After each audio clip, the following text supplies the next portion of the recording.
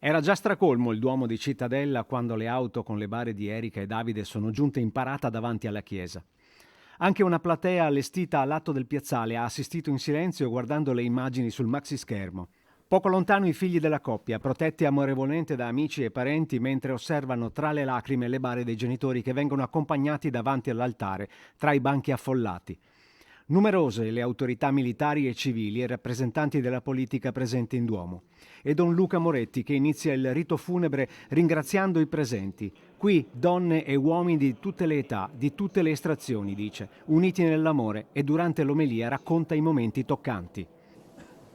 Il giorno del loro matrimonio, raccontano i fratelli e le sorelle, dopo l'augurio speciale della piccola Karen, gli amici li hanno legati assieme con una corda da arrampicata.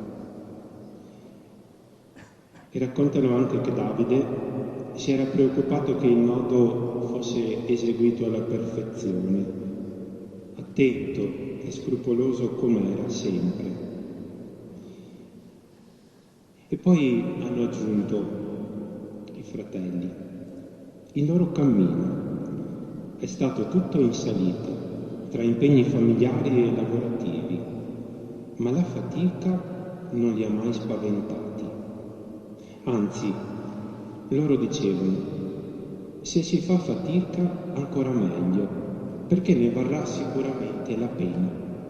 Alle parole di Don Luca si aggiungono quelle degli amici che hanno letto lettere e pensieri ricordando i momenti più belli passati con Davide ed Erika, le gite in montagna e i ritrovi in negozio a parlare delle loro passioni e poi dal pulpito il saluto commosso di Luca, il fratello di Davide. Tu e Erika siete ora ancora più di prima una sola cosa, fatta di amore e di condivisione. Ti saluto, fratello.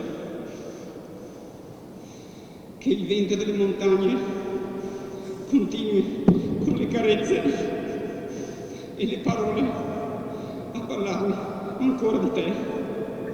Forza mamma, forza Ettore, forza Karen.